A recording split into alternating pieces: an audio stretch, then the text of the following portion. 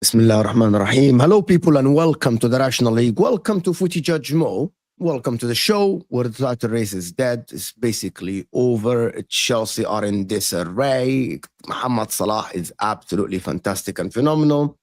They did the double over Manchester City, the first time they win at the Etihad since 2016. Actually, Liverpool to actually put this title race to bed. I'm going to let Tom now do the intro. No, I was just correcting your stats. I don't like it when incorrect stats are thrown about. It was 2015. The last time we won in the league at the Etihad. 2018 technically was the last time we won there. So, carry on. Okay. All right. Anyway, we're here, of course, with Rory. Talks football, of course, on Instagram, TikTok, and everywhere in the world. You can find Rory. Fantastic content, fantastic shorts, fantastic videos, of course. Dan, with his Chelsea, of course, channel, absolutely brilliant videos and brilliant rants. If I can call them rants, you don't have like the rant in you. Just don't lose my head. My head's gone so far now that I just sort of am in disbelief every week with what I see. Yeah. And Tom Little, who joined the Rational. When is the last time that we had Tom on the show? Like 2 weeks ago? Last Monday. Yeah, all right. You were here. Anyway. We have to start with Liverpool and Arsenal in the title race. We have to start with Arsenal and West Ham. Rory was in the stadium, of course. Actually, let's start by Liverpool destroying Manchester City yesterday. I actually believe, though, that Man City can get something out of this game, at least for me to have a title race. They look dead, Manchester City. Or did Arne Slot made them look dead? I don't know. Like, I was watching the game and I'm like thinking, these Man City players are like trying so hard. But it's not enough. Like this Liverpool team is so that bad first half. I really? No, I didn't. I didn't think they. I think they, if they'd have played any other team but Liverpool, maybe they missed Haaland massively, but I feel like they could have done enough to have been in the lead against like 18, maybe 17 other Prem teams. I thought they were dead. I thought Doku was dribbling. Yeah. Go ahead. Yeah, dribbling to nobody, bro. Like they're dribbling to no one. Genuinely pointless every single time because he does nothing at the end of it. That clip is outrageous, by the way. And you know that clip where Salah has to come back and double up to help Trent. Oh my gosh, it just does him no favors. Yeah, I think they were missing Haaland, but then they were also just spamming crosses into the box as if Haaland was there, which seemed fairly pointless. Liverpool put a shift in. Like, even though it felt like Liverpool didn't get out of third gear, like they did in terms of their off the ball work, and they deserve to win the game. The thing with City at the moment is Pep is changing the system and the players so radically, like every game, that it's hard for them to even get into any sort of rhythm. And I feel like that's where, when City are at their best, it's always when they kind of hit a rhythm. And they just don't have that rhythm at the moment. There was a lack of leadership on the pitch. De Bruyne looks completely washed.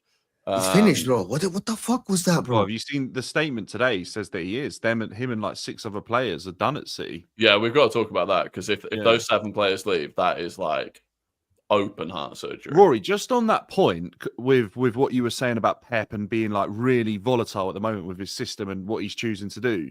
Why do you think that is? Do you think he's trying to find a system for that open heart surgery? He's been found out. No, but I think if you're being... I like how this is the Rational League and then we get Mo every other comment going, he's been found out, he's washed, he's finished. Can't just be, he's trying to figure out which players he can use next year. Why do you think that my statements are not rational? It's actually a very good explanation. You've just called Jose Pep Guardiola washed. I didn't say washed. By the way, the one that said washed is someone else. I said been found out. You said Pep Guardiola has been found out as a manager. Because that's not washed. Actually, it's called, Tom. That's very... Sorry, Rory. Sorry, Rory. Now, I've been accused of something on my own channel. Yeah. Defend yourself. Right? Defend yourself. Sorry. I've been accused. If your plan been being ripped apart against even smaller teams than everyone we see in the Premier League, Feyenoord, Club Brugge, maybe your plan, people found the anti-Man City plan because you don't have the elite players that you build the system on, the Rodri's, Diaz at his prime, and all this stuff. And maybe that's why it's called his plan has been found out. He needed to change it to suit the new players. The problem yesterday is that he's been found out. That's actually the definition of being found out. No, being found out would be having all his players fit and still losing games. Having all his players in peak condition and still losing games. That would be being found out. Right now, we're watching a team that can't play his style of football. The system only works when he has his players. So Yes. So that is your statement. Right, okay. I like it though. It's even better than mine. Pep's system only works as effectively as it does when he's got a team of players that he fully trusts. I don't think he fully trusts this team, hence why you're watching him go through vastly different lineups every time, because he's trying to figure out which players he can keep and use as part of the next iteration and which players will be moved on and let go. Did I sign Kuzanov in January? Did I go and sign Marmoush? Did I go and sign Nico Gonzalez in January? Is that me? No? Is that me who chose Ederson? Is it me that chose Foden to play the 10, or is it Pep Guardiola? Is it me that played Foden did his best Odegaard impression yesterday from the West Ham game, where he actually put the responsibility to other people? Have you noticed? Is that on Pep though? Is that on Pep? Or is it on the players? Let me ask you something. The lineup yesterday for players don't play well.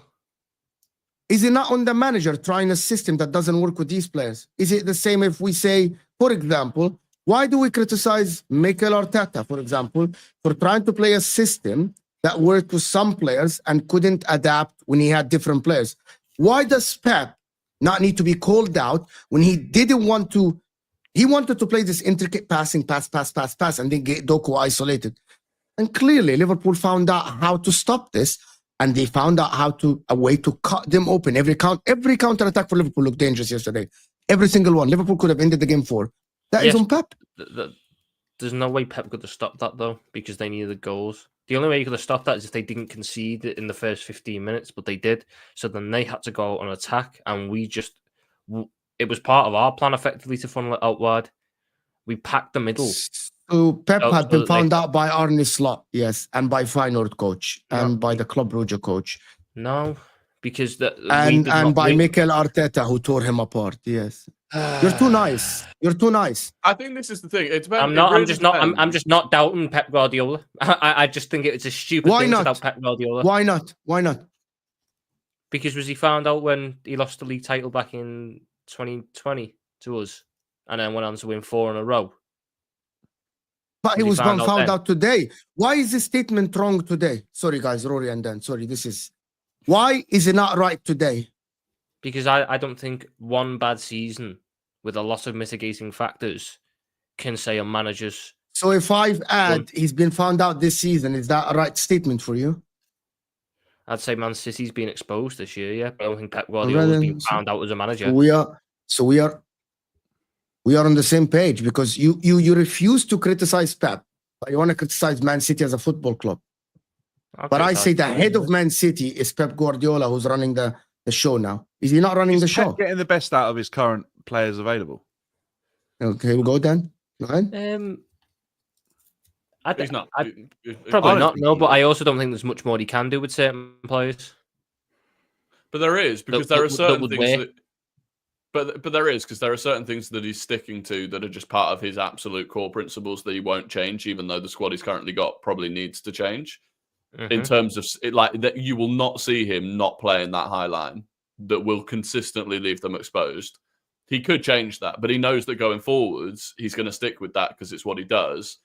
So I do think if you're being generous to Pep, you say the radical changes that he's making are, like you said, he's trying to figure out who is worth keeping effectively at this point. That's if you're being generous to Pep. If you're being harsh on Pep, you say, no, he doesn't know how to fix the problem, and he's just trying anything and throwing shit at the wall and seeing what sticks. What we're seeing at the moment, which is what I was saying to you, Roy, is like, why do you think he's being so volatile? Is he panicking? Is he trying to like tread water when he's literally sinking, or is he trying to be proactive for next season?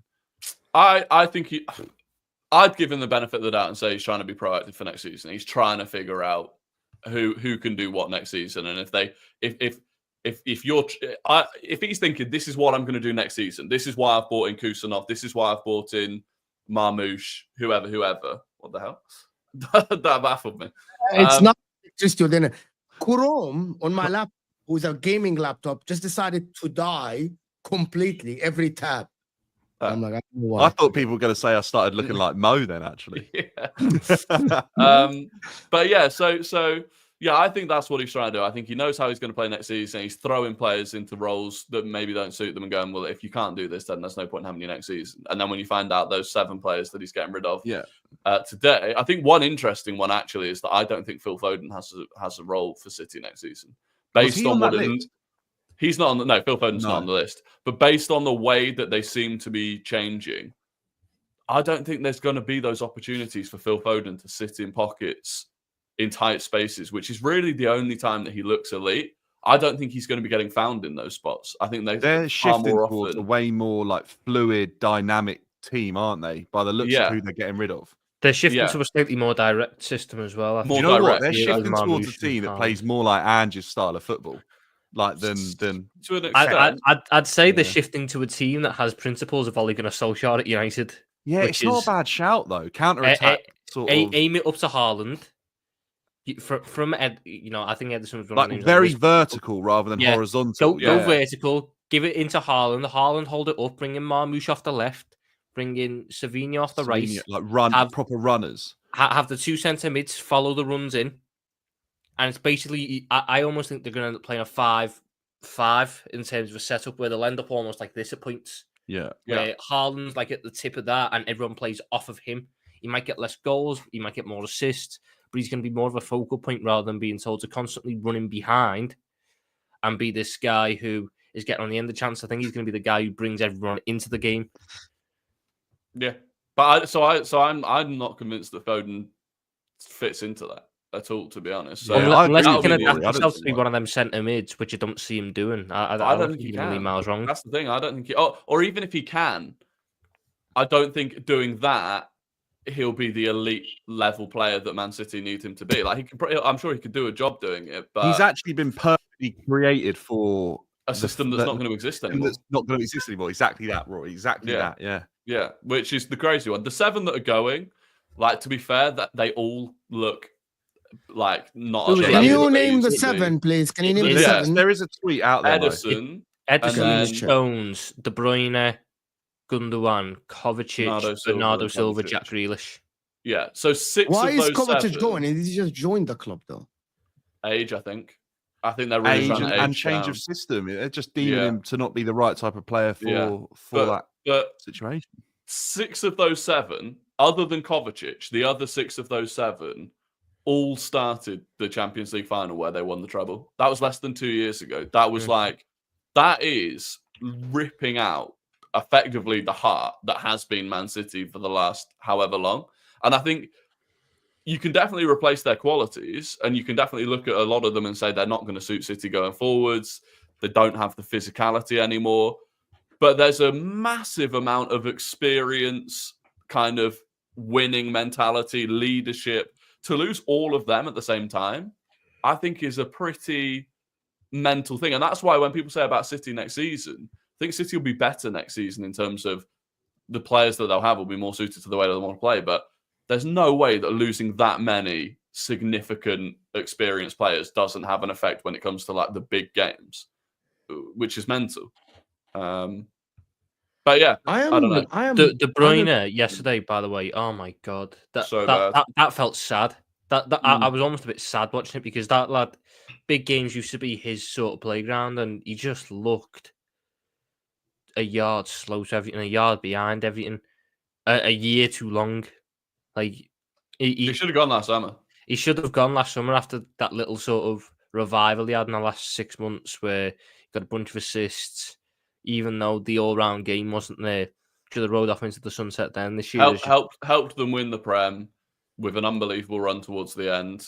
At that point, I reckon you leave, your legacy is completely intact. But I guess by seeing this, you now realise what the level that he actually was at when he was at his best. Oh yeah, he was absolutely phenomenal. That's why I don't think City next season will be challenging for the title unless Liverpool completely fall off. It's drastic if they do lose that amount of players and those players with the sort of influence they have in the dressing room. I mean, we've seen it at Chelsea off the back of winning the Champions League. 2 years down the line, they cleared out the whole squad, and that Chelsea team hadn't achieved anywhere near what City did. I don't think you can recover from, like Rory called it, open heart surgery within a year. I feel like that's a very ambitious target. So maybe they're going to try and build a squad for the next decade.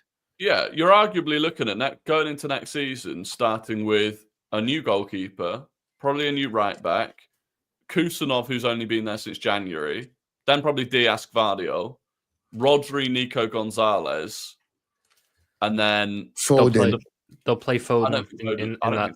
I think you'll end up seeing them try Foden for the first couple of games. Actually, can I say something? Yeah, if they get Florian Wirtz, I think it will be Haaland, Marmoush behind him, Doku on the left, Savinho on the right. Doku gets nowhere near that fucking team.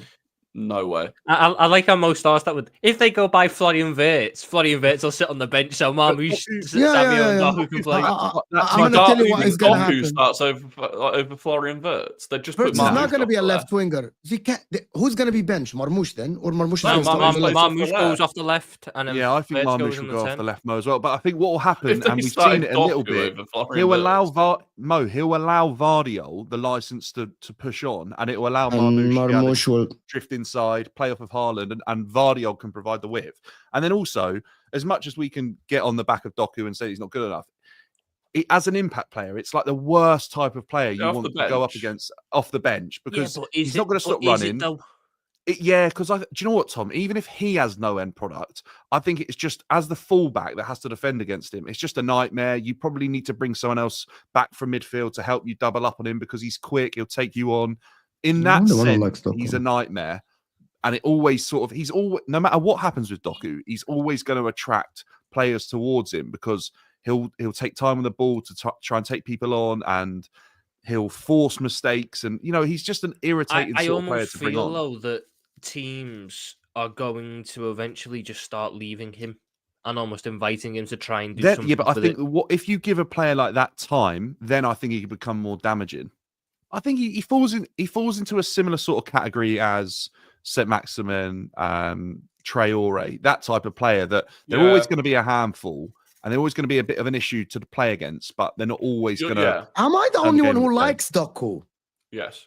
No, I don't dislike him. I like Doku a lot, actually. So, but do you like him enough that you think he should be starting week in, week out? I think that end product, that cross, because Doku's quick, low center of gravity, can dribble, a demon on one-on-one. Like Aaron Lennon? Because I'm not sure that he is. No. 2 years ago, would you have asked Man City? I'm never going to present my point here on this show, bro. Because Tom is here, I'm never presenting my point. There you go. Go ahead. Go ahead. Ask me a question. I was just going to ask, 2 years ago, would you have said Man City should sign Alan Saint-Maximin? Because that's who they've got on the left. No, the answer was no. Doku had to start showing end product this season. Doku has not started showing. How the end old is he product now? this Like 23, 24? He's still young. 23. Yeah. He come on the scene obviously really young, didn't he, for Belgium at that World Cup? I guess. Yeah. There's, I believe that. Right? I believe in a direct system, Doku can flourish massively. And I when you mean say it. yeah, but Wallahi, to I what mean it. level, Mo? Like, what are we talking? To here? what Are we level? talking To be a guy that will double figures goals and absolutely- assists? To be double figures GA in a season. Right. Yes. Okay. Or even more, 20 GA in the season, 19, 18 So like from the 10 wing. goals, 10 assists. Something like that, like 8 goals, 11, 12 assists in a direct system. You know what the problem is? Because it's Liverpool yesterday, every time he dribbled Trent, he really got to really like very dangerous positions, right? You look up, no one is in the 18. And also, you look up, you see Konate, who's a massive guy, Van Dijk, Gravenberch, Sabozda in the 18 trying to clear.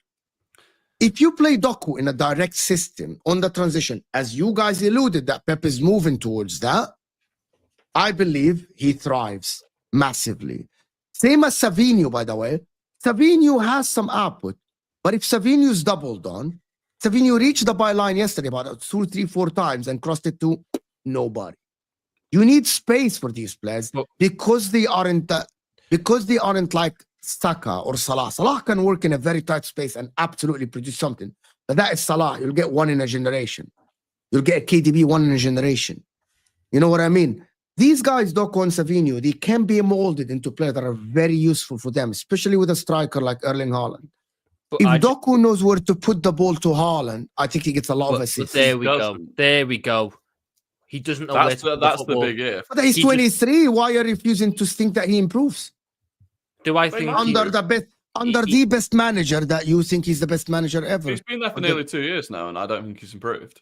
He hasn't gotten a run of games at all. He did. Last season, he definitely did. Yeah, he this did, season, didn't he? not Off so the back much. of that but- Bournemouth game when he scored like 4 Doku's goals. played He definitely got a 67 run after games that. for City. Yeah. How are we saying he's not had a run of games?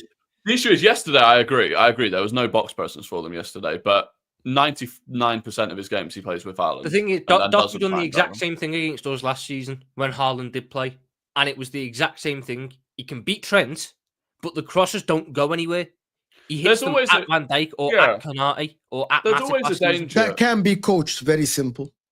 Like, It had to, I'm not it sure. should have been coached by now. yeah, why has it not been coached It's yet? Yeah. fundamental for a winger to be able to pick out a teammate in the box. and How many Doku wingers doesn't have we it yet. seen that have like broken onto the scene with no end product and then they've added end product? It's quite a small number that have actually managed to adapt. Like I feel like players like that are and have been probably their whole career as a youngster all the way through. They're just very instinctual because their physical attributes allow them to be. And I Yeah. feel like they actually probably don't learn how to execute things correctly. Someone like David Beckham was never blessed with those physical attributes to the extent of like those wingers. And he worked on his final ball and his end product consistently. I don't feel like Doku is going to be doing that to the extent that's required for him I to be just put think- in So unbelievable. it's a yeah. waste of 50 million pounds. Then that's what we're saying. Not a Not waste, complete but waste, 'cause not a we're- starter. I look at it and I think if you were starting Doku week in, week out, for where City want to be, right, assuming they want to go back to being this dominant force competing to win trebles, let alone titles, I just think you'd be looking at that team going, Doku's not at the level. Like you'd be looking at it going, that should be a Kvara Chelaea. Who's or better? I mean, Who's better, Rory. Raheem Sterling or Doku? Sterling. Sterling. Well, Now- now, now, though, prime. now isn't a conversation. Oh, now Now I'm or prime. Sterling now, but No, Yeah, no, it's but Completely Mo, disagree. are we saying Doku current has way Raheem more Sterling? natural ability than Raheem Sterling. Are we you saying? didn't ask who had natural Are we saying ability. current Raheem Sterling or Raheem Sterling from 2018? Yeah, Raheem Sterling from 2018. Raheem No, Sterling you've got by such a Sterling miles, agenda. man. We did this at the start of the season. You've got such a Sterling agenda. No, I don't And think you understand. even immediately... I cannot stand Raheem Sterling, and I will still defend him in this debate because that is a heinous. Sterling at Liverpool in the SAS or whatever it was, Tom, right, was better than what Doku's been at Man City. Do you agree? Like when he played as like the 10 behind Suarez and Sturridge. 100%, 100%. Yeah, I think that. Mo, I don't think that's a comparison, you know. I think Doku Raheem can. Sterling. I think Doku. Raheem Sterling was 18 that year and got 9 goals, 5 assists in Yeah. the team. I actually think that playing Doku for can the be way better than Sterling, in my opinion. way better at his prime. Sterling was better played. Jeremy Doku is now Sterling- at Jeremy 23. Doku will never hit the goal scoring heights that Raheem Sterling hit. Mm. Raheem Sterling was getting 30 a season.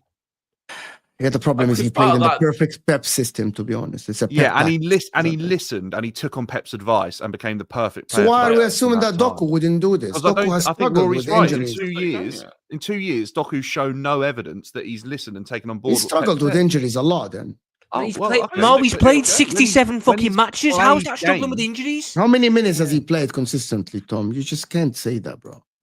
He's played. Anyway, we're moving on. We're moving on. Maybe I have an agenda against Sterling. I just don't like the player.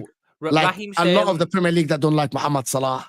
I Raheem- don't Raheem think that Raheem Sterling- Sterling is. If Raheem Raheem Sterling Sterling- didn't join Man City, he wouldn't have been Raheem Sterling of Ra- today. at all. Raheem Sterling in his second season under Pep Guardiola got 23 goals, 13 assists, and was a key figure in winning and 36 getting 100 GA. points. Jeremy Doku Pep in his tax. second year under Pep Guardiola has got 6 What do you mean goals Pep and, tax? and like You said Pep 4 was his assists. manager. Pep tax. Pep tax. He's I still promise his you. manager. Pep's the fucking current City manager. What's Doku's record like number of goals? You know, like Sterling got 7 goals last season, I think, even for I Chelsea. think and that's Doku's that would be record in comparable to France. Doku. Yeah. Doku's highest ever goal scoring season was 7 for Rennes. Yeah, Sterling got Ah. that last season. Think how poor he was. Most right. Anyway, okay, listen. There's guys, there's 400 people or something in the house or less than that. Can we get to 100 likes? We cannot have 88 likes. Big up Tyler for supporting the channel. Thank you so much, Tyler. We're gonna move to Arsenal now and hammer the likes, guys. Hi, Rory. You want Tyler? Big up Tyler for supporting the channel. Thank you so much. We'll talk about that game, but I appreciate you, Tyler. Someone clip Dan doing that Irons thing. Then Yeah. I want to use that next time West Ham beat them. But no, don't. Destroyer is saying, are these two lads at the bottom? Okay, how many times No, I are you look gonna like ask Mo this? today. We've already. You look established like that. yes. Yeah. The man from Uncle is saying Pep is spoiled fraud. Was had everything handed to him for the first time in his entire managerial career. Things haven't gone the way he wants. Yes, 200 harsh. million spent. Yeah, he's a genius, though. I think Pep is a genius, to be Yeah, I honest. still think he's a genius. He created mean, the ultimate, I'm ultimate gonna say league something. format to I'm win. going to To say be something honest, crazy here. The best Yes. managers get given the most resources. So it's very He rare earned for the it. best He earned managers to that. be put in this situation. actually, He I didn't have disagree the best with you. resources at Barcelona B, and he earned it. And he took some of those players with him as raw academy products into the first team, and he went and won a treble. Like he earned it. He earned that right to be the manager that he is. And then everywhere he's been, arguably, he's done a great job. But he's earned it. Bayern Munich, he ridiculous statement. completely failed. He completely Sure, failed. Bayern. There was. I think if you listen to like Schweinsteiger speaking about what happened there at that time, it's really obvious in it to see that Pep and German style of football, they just clash. They just didn't work. The way Germans have their mentality around football and the way Pep does, it just wasn't going to be unbelievable. But he still did very well there. He still broke records with Bayern It's Munich the in what most they do. successful failure of all time, that Bayern team. Yeah. They were incredibly good at everything, but they didn't do the one thing that they wanted to do. They Yes. won the league at Cancer 3 So- times. And they in a won the row. Champions League with arguably playing worse football, worse teams, worse managers, and they won the Champions League. So he failed then. No, I don't think he failed. I just think he tried to, and arguably you could say that Germany at that period in time also went on to win the World Cup whilst he was in charge of Bayern Munich. Like that's the other thing that Pep's done everywhere he's been is that the national team off the back of Pep Guardiola has definitely improved. It's also a mental standard that if having 3 seasons at a club, winning 3 domestic titles, and just falling short of a Champions League is a failure, then Yeah. Yes, every for manager- Bayern Munich. Arteta's Bayern Munich fucked. fans say that. Arteta's fucked if that's the case, isn't he? If Bayern that's Munich. the standard. Tom, which So signing what's would you company like? doing at Bayern then? What's company doing at Bayern? Because Yeah, but arguably, company's like, not Pep Guardiola. yeah, I company's know, not but that's Pep what I mean. Guardiola. You can talk about Bayern having standards, but now they've hired a championship manager and company whose Bayern team look woeful. Yeah, but that's why they are I not don't liking think him. to call that failure is so drastic. To be honest with you, it's just not. And spoilt brat is arguably very harsh as well because I don't think that's the Yeah. case. Spoiled And also, sport. you could argue That's what that he said. actually he's one of the only managers that has been forward thinking and not sat on one system. Maybe he's setting his ideology and the way he believes football should work, but he's definitely changed up his system and his tactics to continue winning and getting results over an extended period of time. Yeah. But Oh, by the so- way, Mo, I'll come back to Soup Chat in a second. This comment from Ayushi. Last year, Diaz 18 GA versus Doku 15 GA. This season, 15 GA versus 13 GA. That'd be a really good counter if I rated Luis Diaz, but I don't. And I have made that abundantly clear across the past 2 years that I don't think Luis Diaz is good enough. And I think Alright his then. end product is lacking. So trying to use GA, it's irrelevant. I don't like either of them. Signings, positions, left back, centre back. We're going to need a right back because Trent's going. DM? I feel like you need a DM. I have a weird feeling we're going to do something with Bajcetic. I'd like to see a midfielder come in, but I'm not 100% sure that'll happen. And I want at least 2, maybe 3 attackers. I believe the number one should be a striker, in my opinion, for Really? Liverpool. Yeah, An yeah. out striker. Like An out striker. Yeah. I forward wouldn't player. mind an out-and-out Someone striker, that is but I really want competent. Cunha. Someone that is competent. like Isak. Yeah, Isak could be fantastic. Or even Cunha would work with Salah. If I- Salah continues like this. he Cunha's would more of a continue, mix of the so- two. Cunha's kind Yeah, of he's a like guy a who can drop in. Firmino. Yeah, Cunha's the guy I'm Right. big on. I think that there's also a guy from Germany, Frankfurt, Ekitike, that Yeah, apparently is Ekitike is a quite good. player, by the way. But I am terrified about the Frankfurt tax that happens with all their strikers that move on.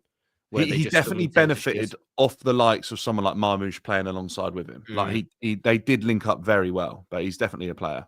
There you go. The senior Barca team was Frank Rijkaard's team. He laid those foundations for Pep to thrive. Pep did fail at Bayern. What did Rijkaard win then previously to Pep for like the 2 seasons before Pep got the job? I don't think Rijkaard won anything, did he? He won the Champions League. Also, these No, foundations. 2006, he won the Champions League, and then Pep that's what I'm took over saying. in When Pep took the job, 2008. 2008-9. So for 2 years, he didn't win anything.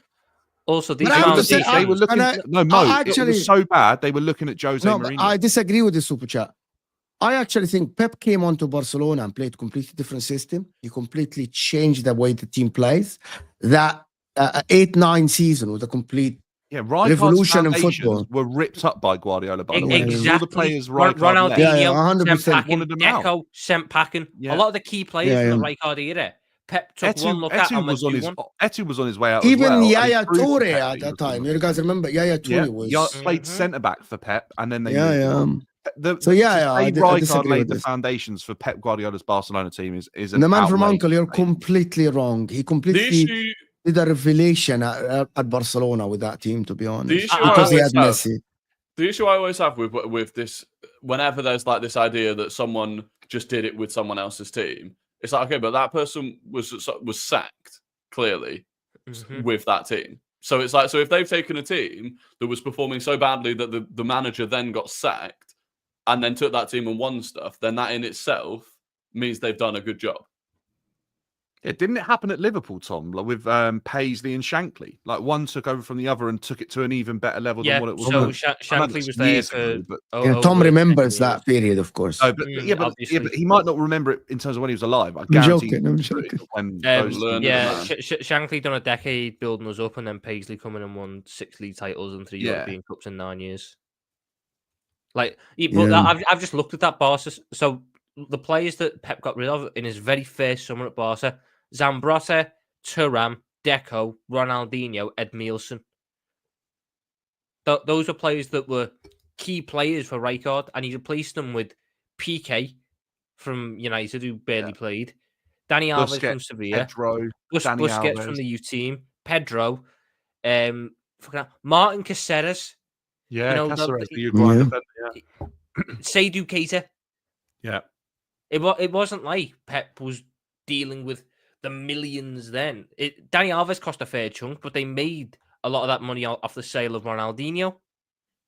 So They backed just him don't see because how they it's- believed him in as a young manager, and they'd seen what he'd done with the team getting promoted, obviously as the B team. Exactly. They backed him, which I think is essential, by the way, as a young manager coming in.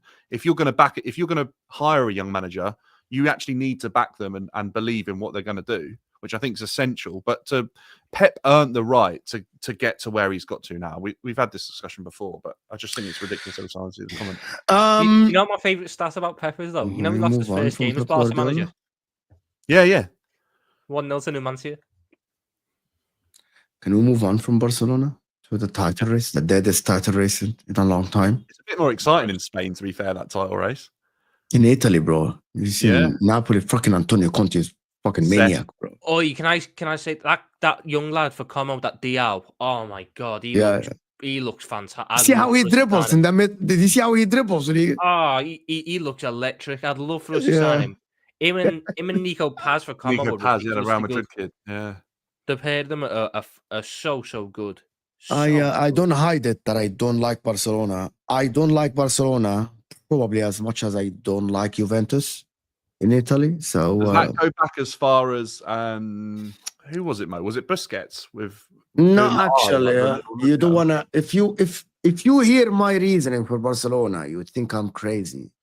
Oh, I think I that think- already I'm all says ears. I'm thinking Barcelona fans are the most entitled fan base that don't know anything about football, that think that football is all about Messi dribbling through past 6 players. And he's an alien and he's a genius. And they I think can't lie, Mo. If I had Messi on my team, I would think that football just revolves around giving the ball to him. Exactly. And that's why. And they talk about football and all of this tiki-taka thing. And it's all about everyone passes around until it gets to the alien guy who can dribble past everyone and just score the goal. And everyone claps in the stadium thinking that is how football is played. I'm older than you guys. So I watch football back and forth. And that Barcelona team destroyed football as good as I liked it before. The back and forth football that used to have two teams going at it. Someone will defend a little bit, someone will attack a little bit. And that Barcelona team with Messi destroyed the football. And it's down to Pep Guardiola and Messi. And he's an alien. You don't see that often. And you'll never see that again. And that is why I don't like Barcelona. Also, the Barcelona fan base are very entitled fan base. They think they deserve something because they had Messi. And basically, Messi's history at Barcelona is bigger than the whole football club. But they don't think that. And that is the whole thing, basically. So I don't like Barcelona. Basically, and also 2010. So you don't like Barcelona because they had Lionel Messi? Because the fan base think that is football. But Mo, That's let's be very honest. Is Dan frozen though? Yeah, I think so. Yeah. Let's be very honest though, Mo. If deep our fault. teams had Lionel Messi and we played into Lionel Messi for 15 years and he beat every team that we played against in his own way, I think we'd all sit there at some point and go, now football's easy, just go give it to him and he'll win us the game. And listen, I never hide that. I would love to have a Messi in my team. I'd love to have a Messi in my team. Everyone would love to have a Messi in their team. But it is. You asked me for the reason, and I gave you the reason. This is it. Going to the Arsenal West Ham game, a lot of people putting it on the players. A lot of other people are putting it on Arteta. You think, let's just get this out of the way. You think the title is done now? With that, there is no zero hope now. Khalas, it's over. Like there's no point of talking about it. Yep. Even if Sam asked me yesterday, even if you win against Nottingham Forest and Liverpool lose against West Ham, no, not a chance. No, not a chance. Newcastle are against, but yeah, Newcastle are not gonna win. And let me do this super chat is related to Pep before we move on. Pep reached the semi every year and went out to eventual winner twice. Lost to Barca, MSN, Madrid, Bale, Benzema, Ronaldo, and the prime Atletico Madrid, Jordan. So he failed because at Bayern Munich he should have won. Based on Bayern Munich fans, they can tell you they wanted the Champions League. They were winning the league before him. They were winning the league after him. So he did nothing special at that time at Bayern Munich. He's like every other manager. They brought him to win the Champions League and he did it. Jordan. You have to be honest at that time. Going back to the Arsenal talk and the West Ham game. Who would you put that on though? There's a lot of people criticizing Odegaard.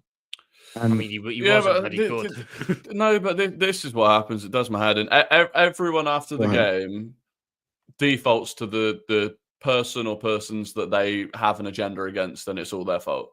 That performance against West Ham was on pretty much every single player. It was on Arteta. It was on the board. Every single one of them had a hand in how bad that was. It's the board's fault that we're playing Mikel Merino up top. It's Arteta's fault that he still doesn't know how to break down certain Premier League teams. And it's the players' fault that when Liverpool opened the door by drawing a couple of games in the space of 3 games, they turned up against West Ham and didn't give a shit. Could not care less. No intensity. No desire. So it's on all of them. It's on all of them. And this is why it winds me up with, it's just Martin Odegaard's fault. It's just Martin Odegaard's fault that Declan Rice doesn't track Jarrod Bowen. It's just Martin Odegaard's fault that Calafiori doesn't defend Wan-Bissaka. Like, Calafiori, man. yeah. And again, and then so that comes back to should Arteta have played Calafiori at left back in that game? Maybe. Marcelo Skelly's been better. Maybe he needed a rest, and this was the last time to do it. But all of these things, I'm just like, if you come away from that game where everyone was shit and start trying to blame it on one specific thing, then you've just got an agenda, and you just want to run that agenda, and it's boring. I mean, I think you saw why Arsenal aren't going to stay or weren't ever going to stay in this title race when the front options are that limited. A team with a week to train for Mikel Merino up front can defend Mikel Merino up front incredibly easily because he's not a striker. He is a tall midfielder. So all he's got in terms of attacking movement is back post cross runs.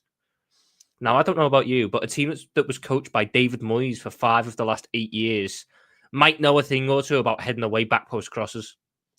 When that happened, Arsenal were limited to shots outside the box from left back or midfielders that were never challenging the goalkeeper. Corners, which, once again, West Ham have done 5 years under David Moyes. They know how to defend corners. And, you know, a couple of late chances in the box falling to the right backs. It was a very toothless performance from Arsenal. And that can happen when you're struggling for attackers. So you need to be solid defensively. And Aaron Wan-Bissaka on Calafiori. Very few players make Aaron Wan-Bissaka look like a winger. Calafiori made him look like Mo Salah on that right at times. Wan-Bissaka would go inside, outside. He had Calafiori wherever he wants them. The goal, Calafiori's got to get out tight, block the cross before it comes in. It's got to be a little bit more communication as well. It seems like both centre-back, well, Gabriel went in the box, so it seems like Saliba passes him on thinking Gabriel's there, and Gabriel's not there, so Bowen's almost just free unmarked 6 yards out. No, but Bowen was Rice's man. But Rice was tracking Bowen the entire way. Rice had a shit game as well. Rice looked rattled. Yeah. Well, I don't think he was rattled. I don't know what was going on. It was just a poor game. Calafiori doesn't know how to defend wide channels yet. And that's something he can learn. He's still young. He's a centre-back that's like figuring shit out. But right now, he doesn't know how to defend wide channels. And like you said, going 1-0 down when you're struggling that bad to score, it's criminal. Absolutely criminal. It just gave West Ham the chance to do what they wanted to do, which was sit deep in a block and play out to Kudus was exceptional, by the way, in terms of his hold-up play. There was points where he was just bodying Gabriel, holding up that ball. He was fantastic. Obviously, the red card as well, it earns that off Lewis Skelly. It was just a really... West Ham went in there with a game plan, and they executed it to perfection. And there are better teams than West Ham that Arsenal have to play soon, who can execute game plans like that. And that's got to be the big worry. But we also helped them. Why big worry? It's over and done. I'm not just saying Premier League. Mo. I think PSV could cause a real problem in the Champions League. Who cares? Do you think they're going to get past Real Madrid even if they go past PSV though? Yeah, but it's not even about. It's not even about that. Now it's about, because if we lose to PSV, you've got nothing to compete for by mid-March. Mm-hmm. Like it's more about just the season being utterly shit. If you get knocked out of the round of 16, I mean, there's money on the line as well.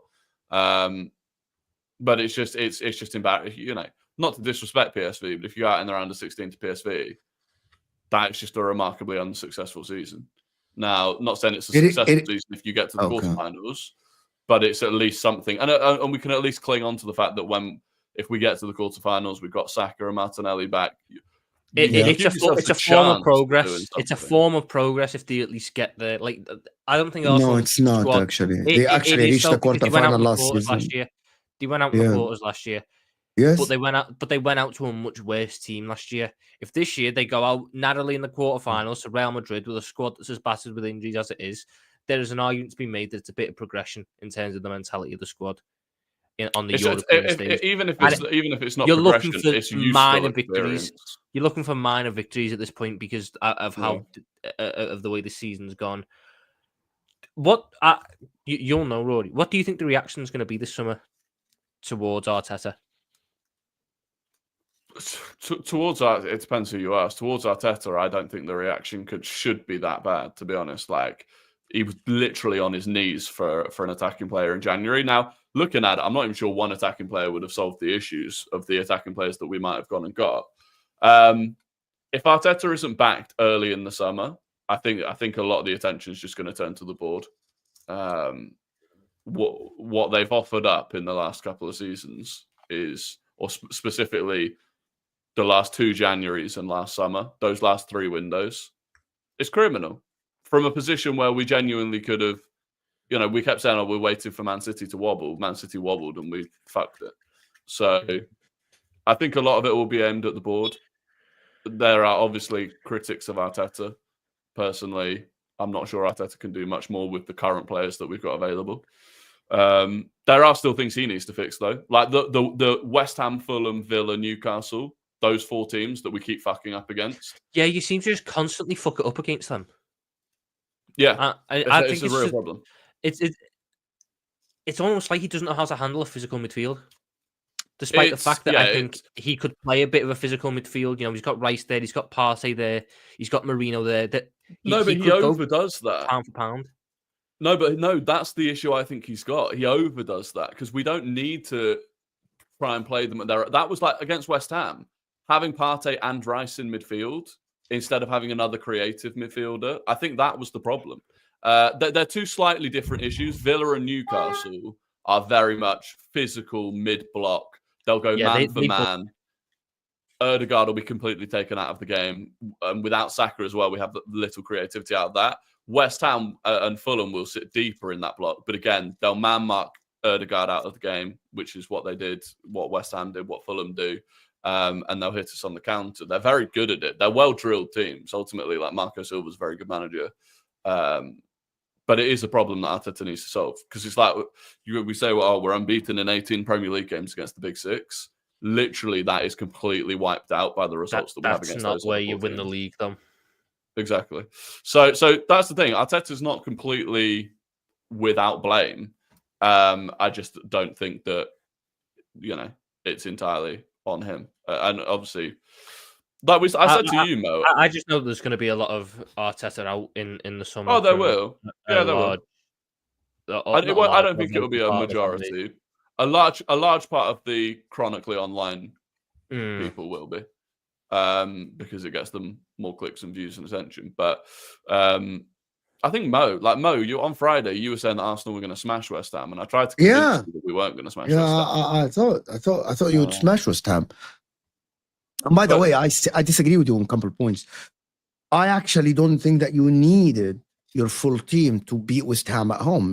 If you're a team that is going for the title, that want to press Liverpool, that want to put pressure Liverpool before they play one of their biggest games in the title race, which is away at the Etihad, you shouldn't be needing everyone fit. You basically had all your backline fit, all your midfield fit, Nwaneri, who has been good. You had your captain Ødegaard. You're missing Havertz and Saka. That should be okay for you to try to win against West Ham.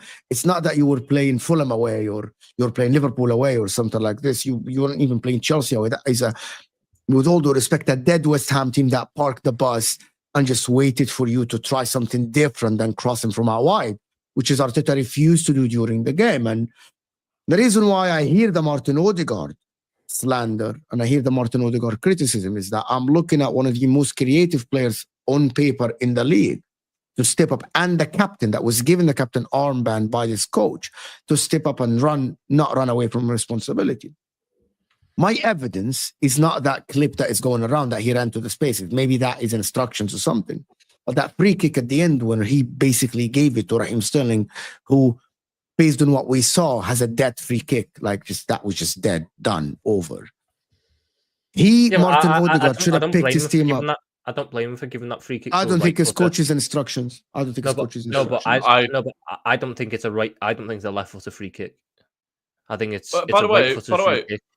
Yeah, by the way, Raheem Sterling, I'm pretty sure Raheem Sterling scored at least one direct free kick last season. He hit the bar from a direct free kick for us a couple of weeks ago. He scored against Newcastle last season. Yeah, Martin Odegaard's not scored a direct free kick since 2021, I want to say. We've not scored a direct free kick since 2021. 4 years No, you'd have. without scoring a Saka. direct free kick. Saka against PSG. That is one. I was coming to the second point. The second point is that many yeah. times I saw Odegaard having the ball in the middle, trying to go central, and then he chose to put the responsibility on Ethan Nwaneri. Maybe that's a coach's instruction. He tried the same thing over and over again from that right side. Yep. Tried to play these triple passes that reaches someone from the side. It's okay. Yep. Just turn your phone sideways and you'll be right. So it turned and I saw him try so hard to go through the sides, and instead of taking the responsibility, trying to create something and get something out of the box. And I'm looking at him, I'm like, I have seen you do this 2 seasons in a row, basically, the last season and the season before. Why did you shy away in that moment, in that big moment, trying to put the responsibility on someone else? Maybe it's the manager's instructions. I don't know. But I'm looking at him like, try something out of the box. And maybe he shouldn't be the captain of Arsenal, to be honest. I saw a team that is down in minutes 60, 70. And that is a captain to pick the team up and just do something different. To be honest, don't get me wrong, Odegaard's been poor for a while now. But the issue is we've got what do you do when a player is completely out of form, has completely lost confidence in himself, is probably still dealing with the fact that injury he came back from immediately and has basically played virtually every minute since. But you've got no one else that can play that. And this is why, again, I think, look, Fabio Vieira is not a like-for-like replacement for Odegaard or as good as Odegaard, but we've just been left in this position where he has to keep playing, and we're just playing him and hoping that he finds his form again. But the mentality side of it is the problem for me, is that I just don't think he has any belief in himself. I can't remember the last time I saw Odegaard hit a clean shot.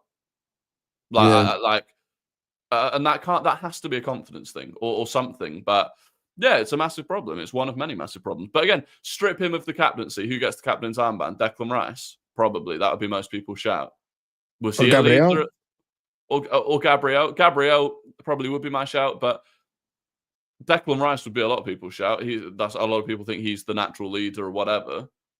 Mate got hooked after 56 minutes against West Ham. If only someone told him that they lacked mentality. Do you think there's a mentality problem with this team under Arteta's regime? 3 seasons. This season, yes, really. You've been hit with energy. You don't think so? You don't believe that? No, I don't think so. I think last season, we went 18 games, 16 wins at the end of the season. We were just edged out by literally the best running in history. I don't think that was a mentality issue. I think they're all growing in experience. It's still a young team. It's that we don't have many winners in the team or experienced winners in the team. So what if you go get Sistco then in the summer? Is that something that you think, okay, is that going to help you win the title though? Time will tell. I don't know. What do you think? I don't know. I honestly don't know. Because he's young and he's not won anything either. And I do think there's another question mark over. But then who else can you go and get as a striker? Even Isak's not won anything, but I don't think Isak's going to be available. I can understand why we're going for Sesko. I don't necessarily think that Sesko is going to answer all of our problems. I don't even necessarily think a striker of any description is going to answer all of our problems. I think we need someone that can pick the ball up centrally and take it past 1 or 2 players. When Villa or Newcastle try and man mark us out the game, it's very difficult to man mark a team if suddenly 2 of your players have been dribbled past. It goes into disarray at that point. Don't have a single player other than Nwaneri, who can't play centrally at the moment because we've got no Saka. Other than Nwaneri, I don't think we've got a single player that can do that. Odegaard can't. So that's. Do you think Odegaard has a future in the team? Yeah, 100%. As a starter? Yeah, about 1,000,000%. Dan, by the way, you look so crisp. It's okay. Yeah, Odegaard's carried us through a huge amount. I still think he's one of the best creative players in the league. It's just that currently he's struggling and the team is struggling. Yeah, I'm not sure actually how. You know what? Wallahi, to be honest, I had belief in Arsenal, and then after the West Ham game, Have Arsenal let you down, Mo? Have Arsenal let you down? yeah, you know what? They let me They let down, you of course, in down. terms of a title race. And the problem is, I have this feeling that I don't think Arsenal are equipped to win major trophies like a Premier League or the Champions League. I genuinely don't think that is. I'm not sure if you're equipped, and the way the board thinks, the way Arteta thinks, the way the team is going when they're going to go after Cisco instead of like signing, because me and you know that they are trying to sign Cisco. I think we will sign Cisco. I don't think Exactly, like that way of thinking. Appreciate that. That I don't think way. Isak leaves. What do you want, Hassam? Okay. I'll send you half of MHF, Hassam. Yes, I'll send you half of MHF revenue. I don't believe that. I don't know how other people think in the chat, how you guys think. Do you guys believe that Arsenal will win the league with the way they are running the club now, the way the club is going? I think the window is closing on doing that. Yeah, that's how I think in Wallahi. I think it's got to hit in the next at very most 2 years. If in 2 years' time there is still no league title and still no Champions League, the big players will move on. They're not going to stay there for 7, 8, 9 years with no trophies. So as much as it's partly on them, that's the thing. Yeah.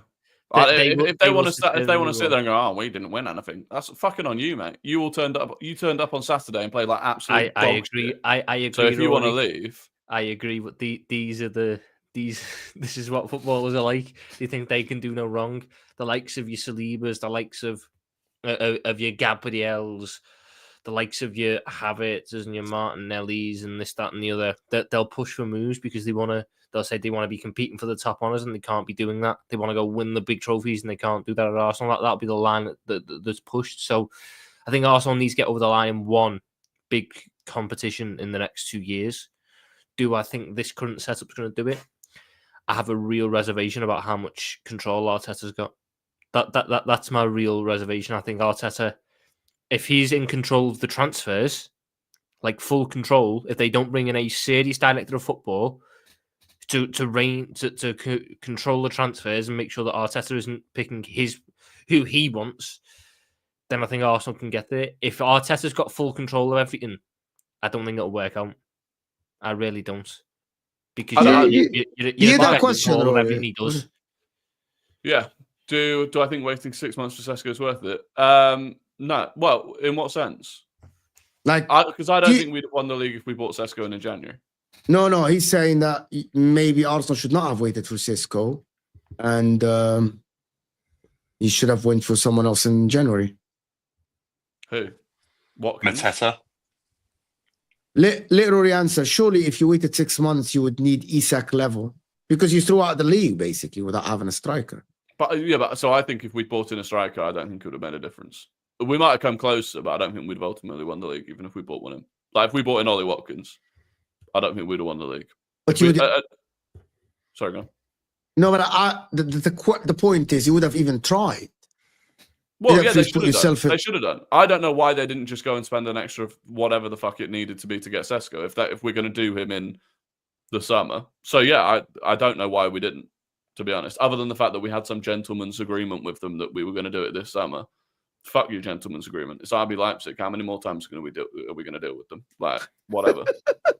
No, it's seriously because we've got so many great relationships with clubs.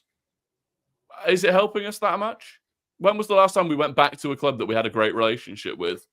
It makes no fucking difference. So yeah, it's annoying, but I don't know. I don't think anyone gets Isak this summer. That's the problem. I think I agree. It's dependent on what type of Europe they get. If they get Europa League, then I think there's a world where he might go, but it'll be a lot of money. It's not like it's going to be an £80 million deal.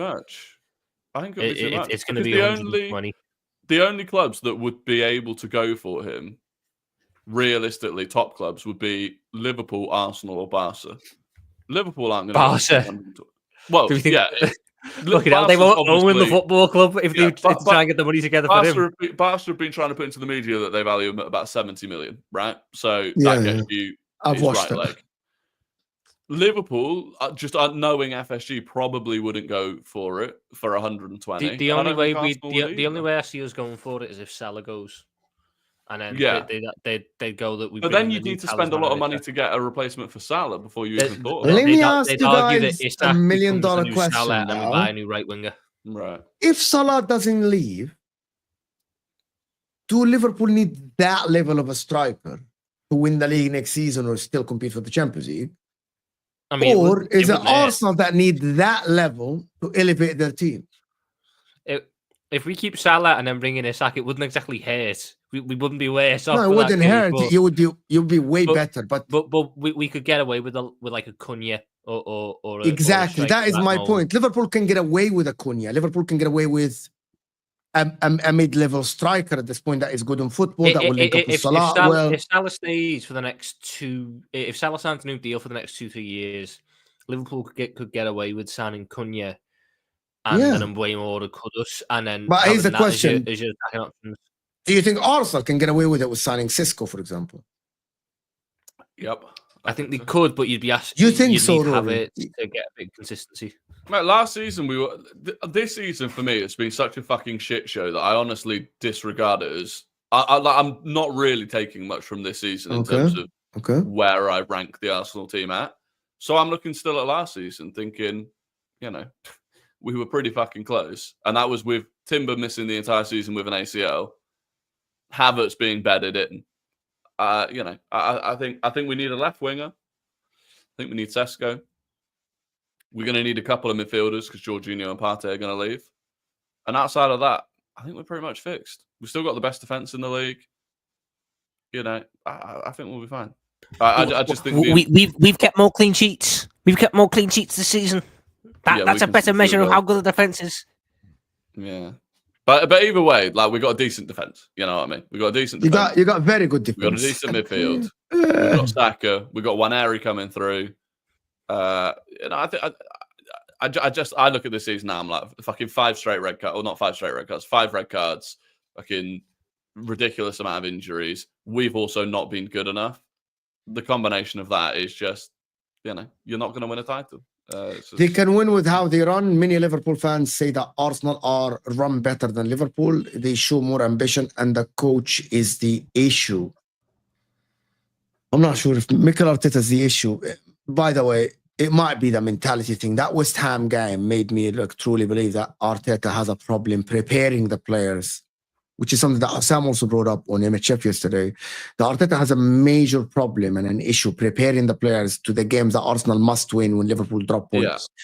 Well, it's a massive problem at Arsenal. Like every time Liverpool drop points, Arsenal also drop points. That is mainly preparation for the game. Yeah, partially. I have a feeling that some of the players are sulking about the fact that nothing was brought. Like Declan Rice came out in January and spoke about how badly we needed someone brought in. I wonder how many of the other players are looking around. That was before Martinelli and Havertz had been injured. I wonder how many of the other players are looking around going, I don't want to rip my hamstring. I don't want to tear my hamstring for a board that literally left us in the fucking mud in January. And I do, because I can't work out why the fuck you turn up on Saturday and play like that if there wasn't something that you were unhappy with or some reason that you didn't want to show up. Because so you're playing players down tools. I don't believe that Arsenal not players down that tools necessarily, but I don't know. I don't know what the explanation for that is, especially from a lot of players that I've seen turn up in big games and big moments a lot previously. It's just I don't know. But yeah, I'm not sure. Like Arsenal, to be honest with you, like this is the biggest myth in my opinion. Is this Arsenal team and when they're gonna win the league or something? Because we can guarantee that Chelsea will not win the league this season. We can guarantee that Man United will not win the league this season. We can guarantee that Spurs are not winning the league. There are 3 teams left. It's Liverpool, Arsenal, or Manchester City. So, okay, Liverpool won it this season. Man City won it last season. Arsenal have been competing now for 3 years, and they've had the same manager. So the biggest myth in the whole that equation is that Arsenal now need to win the league now because this is the end of the road. It is the end of the road here. This is the second time. Well, assuming we finish second, which is a big assumption. You will finish second. Assuming we finish second, this will be the second time in our Premier League history that we've come second 3 consecutive Premier Leagues in a row. I No other learned that club has ever yesterday. even done it once, right? I learned that No yesterday, yes. other club has gone 3 consecutive seasons finished in second. The last time we did it, we won it at the 4th attempt. And I think when we look at the team and we go, do they have the mentality to win the title? The answer's never going to be yes until they've done it. Right? Yep. It's always going to look like a team that doesn't have the No, mentality. can I to do challenge you it. before you continue? Can I challenge Yes. you? It's more before I do. I'm not going to do monologue. I felt that the mentality of Arsenal last season was so strong in the second half of the season. So strong. It was, yeah. Very Which means strong. I know they've got the mentality. But it makes you think though, because sometimes it takes an awful lot out of you to show that mentality, and Okay. to go all that way and not get over the line through pretty much no fault of your own, because you couldn't have been much better or much more perfect in that second half of the season. Sometimes it does just weigh on the mind, and you get to the point you're at this season, and the players just go, "Fuck, I can't do it again." Yeah. Yeah, that's, to be honest, the hope for me is that this is almost the season where we've just gone, right, fucking hell. We did two in a row where we pushed them. I can't do a third in a row. I'm hoping that effectively, I don't know what will happen in the Champions League, but outside of that, if we can just kind of limp into the Champions League spots and almost just completely reset in the summer. You'll be safe in the Champions League. Let's not do the whole We should without be. falls of doubt. No, Yeah, you but should you- be. You're you not say that, falling but off then- fifth. Yeah, no, I think we will get into the sort of. I'm not worried about the Champions But, League spots right But now. actually, if you drop to third or fourth, I think it will do way more harm to the team than just coming second. Yeah, we spoke about that before. I disagree Yeah. with that. But for me, I think we've got the whole summer off. There's no summer tournament. There's none of that. I just think or hope that Arsenal kind of just have a big reset in the summer. We bring in some fresh faces, so it's not the exact same group that have kind of had the 3 in a row that we failed to do, and we go again next season. But that's the thing that's pissing everyone off. That's why Arsenal fans are pissed off. If we had lost to, or not even lost, if Liverpool had beaten, if we'd beaten West Ham and then Liverpool beat Man City, and then we maybe draw to Forest but give it a good go, and Liverpool beat Newcastle, and then and that's why we end up losing the league. I think a lot of Arsenal fans would have gone, do you know what? They've tried, but we are playing with Mikel Merino up top. It was always a long shot. I think the way in which we folded on Saturday is and the fact that the title challenge is over in February, I think that's the thing that Arsenal fans are so frustrated about. Oh, yeah, Because I I don't agree think with any this. of us, I don't think any Arsenal fan thought we were going to win the league last week. It But they was like, wanted you to try. They wanted the team to That's- try yeah. harder. yeah, we're not out of it. It was, maybe a miracle happens. But even if we'd got, if we'd managed to get to the international break and at least given ourselves the chance of having Saka and Martinelli back, it was just, that's the thing that left a bitter taste in the mouth. Yeah, 100%. 100%. Guys, Do we can we think get likes? Can you tell the people to like? Not There's sure. 150. There is 450 people here who are even on 150 likes. you can do it? I just wanted to ask Rory if the likes of Saka and Martinelli and that are going to be fit for the Guard of Honor that you're going to have to give at Anfield. Oh, fuck off. man. They will be. I honestly, I hope for that game we take the entire fucking reserves and don't give you the guard. That's Honestly, fine. That's fine. I'd rather Mikel win- Arteta was fair to give me one. Even if you try and be so. I hope he gets spiteful. himself. I hope he gets himself sent off in the game before, so he's not on the touchdown. I see a humble. The whole stay humble and defeat and all that. I don't want anyone of my fucking don't. players going to get them a Guard of Honor. Fuck I them. don't. We can roll out fucking. I know. I'll tell you what. Zinchenko, Kivior, Tomiyasu with a knee Oh, brace. can you play on. Sterling? Please Yeah, play Sterling can do it. Oh, Sterling can do it. Yeah, Oh, that would be Yeah. hilarious. Sterling can do it. I don't want to see Saka doing it. I don't want to see Gabriel doing it. Those players don't deserve to have to clap those Liverpool players out. They do though because he didn't win the league and we did. No, they did. Well, Saka didn't lose the league though, did he? Saka was on course for an unbelievable season before Yeah, he got historic injured. season, yeah. But Yeah, he was putting up crazy numbers, to be honest. But yeah.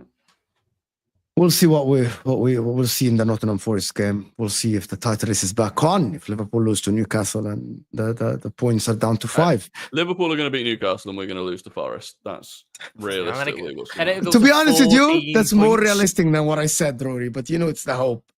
you know how We mad have- that would be if it's 14 points by Thursday? Well, Yeah. I think you could end up winning the league by about 20 points, to be honest, because you've got no pressure now, so you can just go out and have fun. We'll be focusing on the Champions League. Yes, Yeah, I'm true. not fitting Liverpool until the final. Oh, You're not Yeah, getting- no, you're not getting to the You're in final. the fucking Europa League side of the draw. You know when people call Arsenal fans arrogant for suggesting that we might beat PSV, it was seen as arrogant to even assume that we might end up playing against one of the Madrids. And Mo sits here talking about the final, just assuming that Inter are there.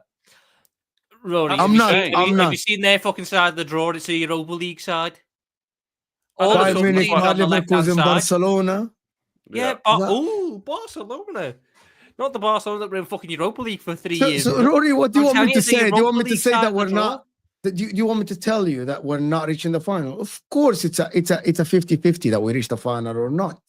As It's it not even 50-50. 50-50. Like There's for 8 me, teams. it depends on everything is in our luck. We play the second leg in our ground every single time. Stop playing in our favor. I think Bayern will knock you out, personally. I hope not. This fraud Vincent company is not gonna knock us out. I hope not. The amateur Vincent company. We'll see. Like you don't wish me happiness, Rory, that I reached the final at least. Beat Liverpool no. instead of them making the double. No, because I'm actually quite annoyed that Inter got that run instead of Arsenal, even though we pipped you to third and you came fourth and we got shafted. So It's the luck. The luck. Yeah. It's all PSG it's all PSG, Bayern Munich, Real Madrid problem. To be honest, that they absolutely did fuck all in that group stage. To be honest, Rory, let's remember this for in case Inter Milan do go out of the Champions League before the final. yeah. You know, if they draw Leverkusen and then all of a sudden, I'll be so upset if we go out to Bayern Munich, Leverkusen. I will be okay with it if Barcelona knock us out because they are a good team. Bayern Munich, Leverkusen, Feyenoord. It's an absolutely You're abomination. assuming that Robin van Persie's Feyenoord haven't got something for you. Maybe. But again, it will be a failure if we go out to Feyenoord, Bayern Munich, or Bayer Leverkusen. Failure, in my opinion. That's how I view it. If we go out to a semi-final, I would say all right, as long as we win the league. That's the Yes. other annoying thing about giving Liverpool the title so early is that now they can focus on the Champions League. We've given them a better chance of doing the double in the double. Champions League. PSG have Sure. a lot of people think that PSG can knock them out for whatever reason. Well, we can hope. We can hope. Poor Chelsea Football Club. I'm not someone who's going to sit there. Oh, and yeah, go, no, let's talk about final, Chelsea now, actually. Let's final. talk about I'm Chelsea. getting the final. No, I'm not someone like that. Rory, I'm humble. okay, Rory, here you go. Oh, You you run want the to show. talk about Chelsea? You run the show. You ask the questions. You ask the I questions. did. Did I not? If we go back to like December, December, did I not say Ange Postecoglu VT? Have I not been saying it right from the very first? When people are like, oh, it's a blip, I called it. So I You actually made a did feel TikTok saying Maresca's been found out. I did, yeah, and I Yeah. got a huge amount of backlash from Chelsea Lot of fans for stick. that. I remember. I put out a simple statistic of Pochettino's final 19 games versus yeah. Maresca's first 19 games. I didn't even put an opinion with it. I'd simply laid out a piece of statistical information, and the Chelsea fans were all over me for that. But no, look, it is what it is. I think Chelsea are in big trouble. I was looking at the fight for Europe, when we talk about Champions League spots. All of the other teams, because it's so close now between basically from like Forest down to maybe even Brighton in ninth. Yeah, Brighton are back in it, I think. But if you go and Yes, look I noticed that. Yeah. But if you go and look at the form table since the midway point of the league, right? If you look at the form table since game week 19, all of the teams that are fighting for the European places in the form table are in like the top half of the form table because they're all kind of like win-win, lose, win-win, draw. Yeah. Chelsea are 15th in that form table. They're the one team that's still in the kind of contention for it that are on form dropping like a stone. And so I think Chelsea are genuinely in danger of ending like not even in any European places, which is 2 months on from them being in a title race. Pretty mental. Yeah, the timing of the next two fixtures is like a godsend for Maresca because he's got Leicester and Southampton, then Leicester, and arguably If you they're don't take 6 points from them. No, if he doesn't, I think the pressure will inevitably be too much for him. But he's come out today actually saying that he believes Southampton's a risky fixture. I mean, Southampton who have finished ninth. No, sorry, who are on 9 points, arguably one of the worst Premier League teams we've ever seen. And Maresca said in his press conference today that he believes it's a risky fixture. It's almost as if he's preempting a loss or a slip, and he's trying to like put the excuse out there early doors. So it's concerning because every time there's a press conference, I feel like Chelsea could be in a worse position than where they were going into the press conference, let alone on the pitch. That's what Lewis said yesterday. He said, I stopped taking the pressers seriously because he's really just the problem is flip-flopping. He said he's flip-flopping. I hear what Lewis is saying about the flip-flopping and the difference in directions, but imagine the players aren't. The players are listening to that. They go in the canteen afterwards. That press conference is on Sky Sports News. They're like, "Oh, the gaffers said that we might actually slip up against Southampton." What is that doing for the dressing room? They get in their car on the way home. If they put on TalkSport or something, they're going to hear that press conference. So as much as Lewis can switch off from it, the players aren't. And I think what Maresca's done in his pressers arguably shows that he is so far out of his depth when it comes to the position that he's in at the football club that he's in, because he's saying things that are just, even if you think that because of a consequence of the results that have happened and what's happened on the pitch, don't come out and say it publicly. Come out and say we're going to try and win this, because a week ago you were saying we're back in a race for top 4. Yeah, I think he's really like, don't get me wrong, when a team is challenging for the title when they're not expected to, and their players are coming out and saying, look, we're just focusing one game at a time, that sort of thing I think is fine. Even when he just was immediately like completely point blank ruling it out, that was a bit like, oh, that's a bit defeatist. Then it became, all of a sudden, it wasn't even about, fighting for top 4. It's like, oh, well, we're not necessarily expecting to get top 4 this season. It's like, how long before he's saying, do you know what? We've hit 40 points. We've survived. Good season.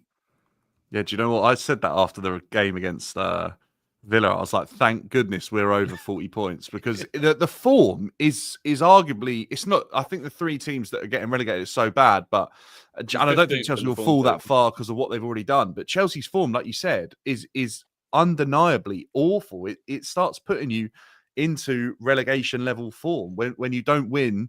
I think, what are we, like maybe 2 wins in our last 11 fixtures in all comp? Where's Robert Sanchez when you need him?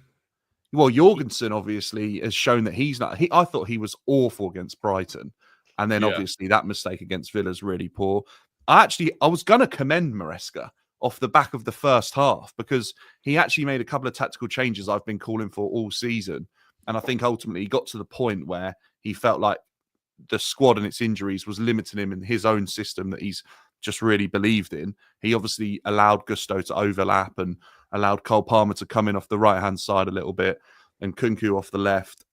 I felt like it was adaptations that potentially needed to happen, or at least an experiment needed to happen, because what he was doing wasn't working. But it just took so long for him to get to that point to try again that we've already dropped so many points. Poch did it last season. It took him way too long to realise that he needed to do something different. These managers are too stubborn in a system that isn't proving to work and get them points. I don't know what he can do to be a sackable offence. 7th, 8th?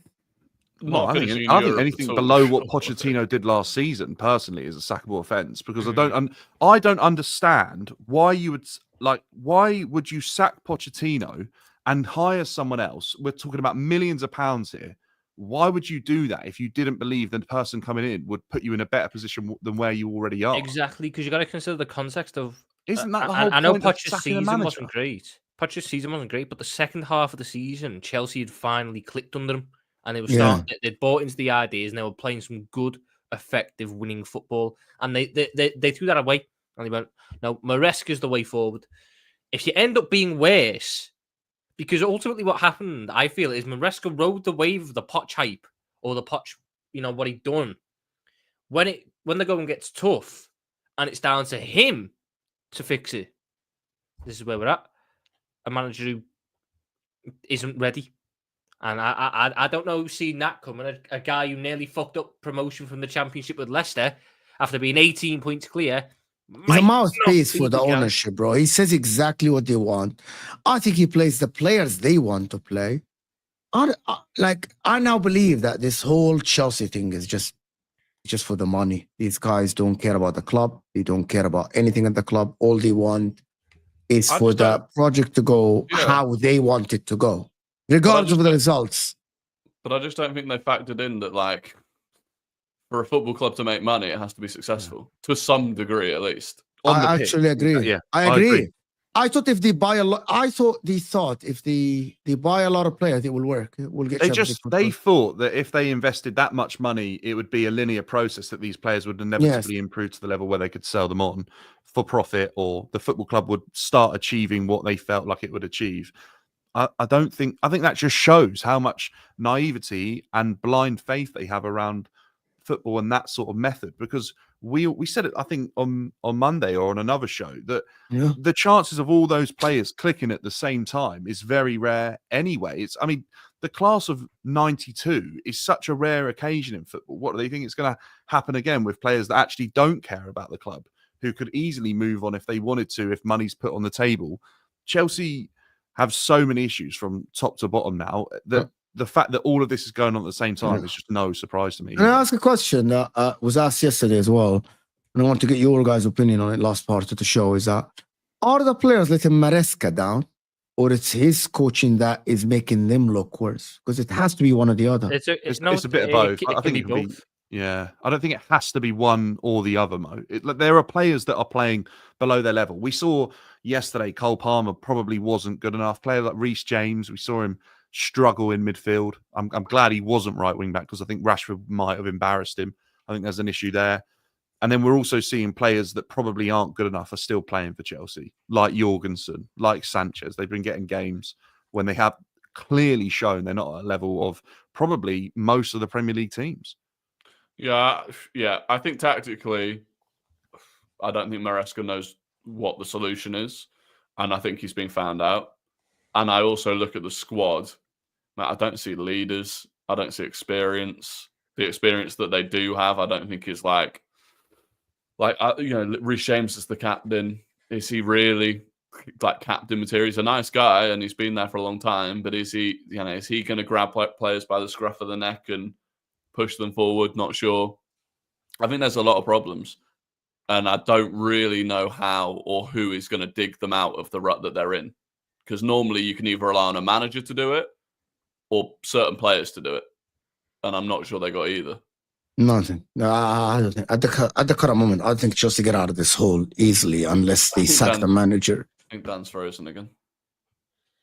Probably. He didn't know. I don't know why people talking like Liverpool already won the league. Last season, we were top in March and ended up losing and drawing 5 games together. Because last season you were against 2 teams that had 2 of the best run-ins in the history of the Premier League, or the history of top flight football in general. And our squad was the one that was battered with injuries. Yeah. So we gassed out. This year it is the other way around. And you weren't 11 points clear. No. And we didn't have the best tactician in the entire Premier League as our manager. And it wasn't Arsenal chasing you, and also Arsenal and Man City had a fantastic run. Rory? This season, he's not shown he's the best tactician in the league. Yes, to an extent. Actually, I'd say Iraola for me has, but I would argue that again, like, how would Arne Slot have fared if Salah had been out for 3 months, or if Van Dijk had been out for 3 months? I'm not saying he's had an easy ride at all. It's an incredibly difficult job to take a Jurgen Klopp Liverpool and do what he's done. I'm yet to see if he's really been pushed tactically. Yeah. How many times has he had to really come up with like a major solution?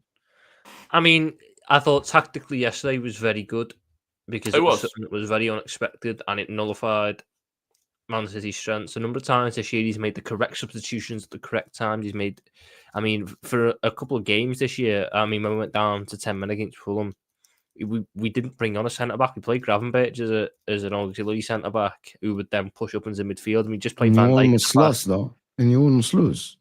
I mean, we should have won the game. We were the better team after we went down to 10 men. We had the most chances. But yeah, at least you were attacking and you had plenty of chances to win. I just think Slot has been the best tactician in the league this year in terms of his substitutions have been correct. He's been very good at identifying other teams' weaknesses and exploiting them.